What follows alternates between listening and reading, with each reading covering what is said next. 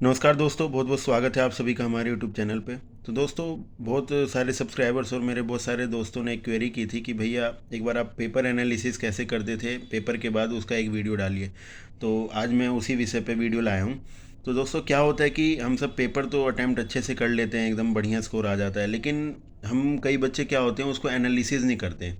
यकीन मानिए दोस्तों, अगर आप पेपर अटैम्प्ट करके उसका एनालिसिस नहीं कर रहे हैं और बेशक आपके मार्क्स बहुत अच्छे आ गए उस पेपर में, तो वो आपका पेपर मतलब ऐसा हो गया कि जो आपको क्वेश्चन, जितनी आपको नॉलेज थी क्वेश्चन के हिसाब से उतनी ही रहेगी, आपकी कुछ नॉलेज गेन नहीं होगी। पेपर देने के सबसे बड़े दो फ़ायदे होते हैं। पहला फ़ायदा ये कि आपका एनालिसिस हो जाता है, मतलब आपने हफ्ते भर में, 3 हफ्ते भर में, 4 हफ्ते भर में, जितने भी दिन पे आपका पेपर होता है, आपने कितना पढ़ा और आपने कितना रिटेन किया। और दूसरा ये कि पेपर देने के बाद आपका नॉलेज गेन होता है। नॉलेज गेन कैसे होता है? क्योंकि जो क्वेश्चन आपने नहीं किए या आपका जो तुक्का लगा या आपका गलती से ठीक हो गया, उसके बारे में आप एनालिसिस करके अगर जानते हैं तो ऑफ कोर्स आपकी नॉलेज बढ़ेगी। तो आइए दोस्तों, आज की वीडियो को शुरू करते हैं। तो दोस्तों, जैसा कि मेरा ये नीट 2023 का पेपर है, मेरे पास अभी रेफरेंस के लिए यही पेपर था, तो मैं इसी से बता देता हूँ। तो मैं क्या करता था दोस्तों, जैसे 3 तरह के क्वेश्चन होते हैं किसी भी पेपर में, 3 तरह के क्वेश्चन होते हैं। सबसे पहले वो जो आपको आता है पूरा, सेकंड नंबर पे वो जो आपको आता है और थोड़ा कन्फ्यूज़न है, और थर्ड नंबर पे वो जो आपको बिल्कुल भी नहीं आता। तो मैं क्या करता था, मैं जैसे मेरे को जो पहले राउंड में सारे क्वेश्चन आते थे तो मैं ऐसे डायरेक्ट कर लेता था। और जो मेरे को सेकंड राउंड में लगता था कि सेकंड राउंड में करना है, उस पर मैं ऐसे निशान बना देता था। ये देखो, ऐसे ऐसे मतलब नाक का निशान बना देता था मैं। ये देखो, ऐसे ऐसे मैं निशान बना देता था नाक का, ताकि ये देखो अब ज़्यादा क्लियर है। तो मैं ऐसे निशान बना देता था नाक का। ये देखो जैसे मेरे को ये जिसमें डाउट रहता था, मैं ऐसे मतलब थोड़ा सा भी मेरे को डाउट रहता था ना, तो मैं उसमें नाक का निशान बना देता था। जैसे कि देखो, मैंने क्वेश्चन नंबर 35 में डबल नाग मतलब सेकंड राउंड में, मैं हमेशा पेपर को 3 राउंड में अटैम्प्ट करता था। आपको अगर पेपर अटैम्प्ट की स्ट्रेटेजी वीडियो चाहिए तो आप कमेंट में ज़रूर बताइएगा, मैं उसकी भी बना दूंगा। आज का हमारा विषय तो ये है कि हम पेपर एनालिसिस कैसे करें। तो जैसा कि मैंने आपको बताया कि 3 तरह के क्वेश्चन होते हैं और आपको 3 राउंड में ही अटैम्प्ट करने हैं उसको। तो आइए, अब आपको मैं बताता हूँ कि पेपर एनालिसिस कैसे करते हैं। तो सबसे पहले जैसे आप घर आए पेपर देके, तो आपको क्या करना है, आपको पहले अपने वो क्वेश्चन देखने हैं जो आपने छोड़े बिल्कुल ब्लैंक। जैसे आप सबसे पहले घर आए तो आपको वो क्वेश्चन देखने हैं जो आपने बिल्कुल ब्लैंक छोड़े हैं, ठीक है। वो ब्लैंक छोड़ मतलब आपको आंसर की नहीं मिलानी घर आते ही, आपको सबसे पहले पेपर लेके बैठना है आराम से। पहले तो तुरंत घर आते ही पेपर एनालिसिस मत कीजिए, थोड़ा म्यूज़िक वगैरह सुन लीजिए, काम हो जाइए, क्योंकि आप ऑलरेडी 3 घंटे 20 मिनट पेपर में दे के आए हैं। तो अब आपको क्या करना है, थोड़ा काम होने के बाद आपको वो क्वेश्चन लेने हैं जो आपसे बिल्कुल ही नहीं हुए, मतलब एकदम ब्लैंक थे एग्ज़ाम में। उसके बाद उसको सोल्व करने की कोशिश कीजिए। उसके बाद जब आपसे वो सोल्व हो ना हो वो अलग मैटर है, आप सोल्व करने की कोशिश कीजिए। उसके बाद आप क्या कीजिए, वो क्वेश्चन कीजिए जो, देखो निशान बना लिया करो कि मैंने इस क्वेश्चन में तुक्का मारा, या मैंने इसमें वाइल्ड गैस किया, या मैंने जिसमें 2 ऑप्शन काटे थे 2 में मेरे को कन्फ्यूज़न था। तो आप सेकंड बार में उन क्वेश्चनों को खुद से ट्राई कीजिए, अभी भी आंसर की नहीं देखनी है आपको। ऐसे करते करते आपने पूरा अपना एक 200 क्वेश्चन तक का एक बार देख लिया। कौन कौन से आपने क्वेश्चन देख लिए? एक तो वो जो आपको आते नहीं थे, और दूसरा जिसमें आपने तुक्का मारा या गलती से ठीक हो गया। क्योंकि देखो, अपना एज ए स्टूडेंट अपने अंदर का सबको पता होता है कि मैंने ये क्वेश्चन कैसे ठीक किया है, मतलब एंड जुगाड़ से किया है या तुक्का मार के किया है या फिर और दूसरी नॉलेज लगा के किया है। तो वो अपने आप का अंदर का सबको पता होता है। उसके बाद आप क्या कीजिए, आप आंसर की मिलाइए। अब आप आंसर की एक बार मिला लेंगे ना, तो फिर आपको सब क्लियर हो जाएगा कि आपका कितना मार्क्स आ रहा है। और जाहिर है कि आपने जो क्वेश्चन मतलब आपको पूरे अच्छे से आते होंगे उसमें से भी गलत किया होगा, या सिल्ली मिस्टेक किया होगा, या कुछ किया होगा। तो आप क्या कीजिए, जो जो क्वेश्चन अब आपने गलत किए हैं ना, सारे पूरे 200 क्वेश्चन में से बता रहा हूँ, नीट में 200 क्वेश्चन का पैटर्न आता है अभी।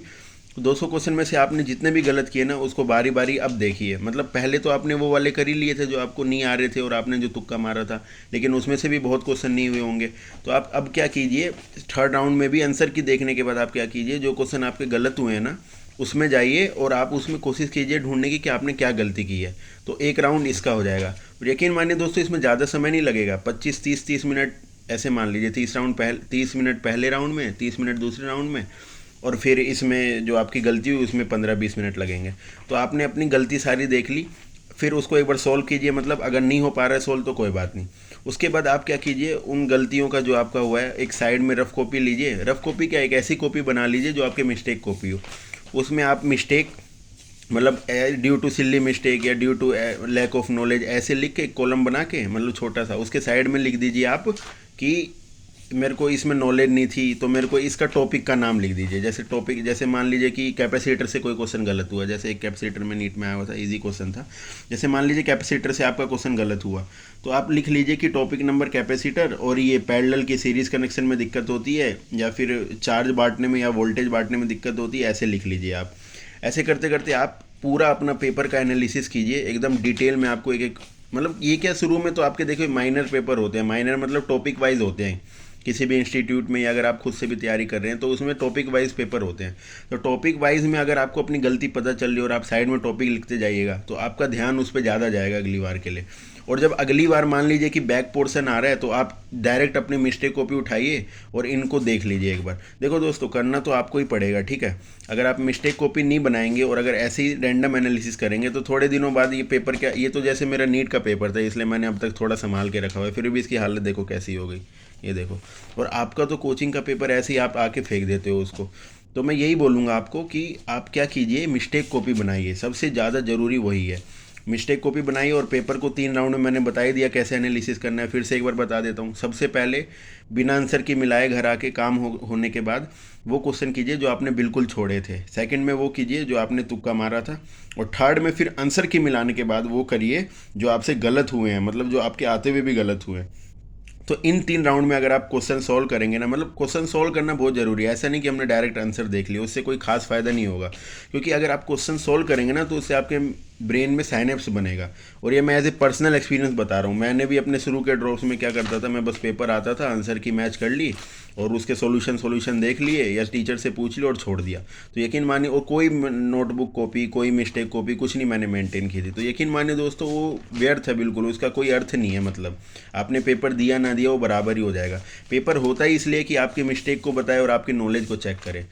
तो यही 3 चीज़ कहूँगा दोस्तों। सबसे पहले आप क्या कीजिए कि एक बार खुद से सॉल्व कीजिए, दूसरी बार में जो आपने तुक्के मारे थे वो, और तीसरी बार में आंसर की देखने के बाद जो क्वेश्चन गलत है वो सॉल्व कीजिए। तो आशा है कि दोस्तों आपको बहुत अच्छी लगी होगी ये पेपर सॉल्विंग स्ट्रैटेजी, और मतलब paper analysis strategy. Paper solving strategy की अगर आपको वीडियो चाहिए तो प्लीज़ कमेंट बॉक्स में बताइएगा, और इस वीडियो को पूरा देखिएगा, आपको बिल्कुल ही बेनिफिट मिलेगा। आप 3-4 पेपर में ट्राई करके देखिए और मिस्टेक कॉपी ज़रूर मेंटेन कीजिए। बहुत बहुत धन्यवाद।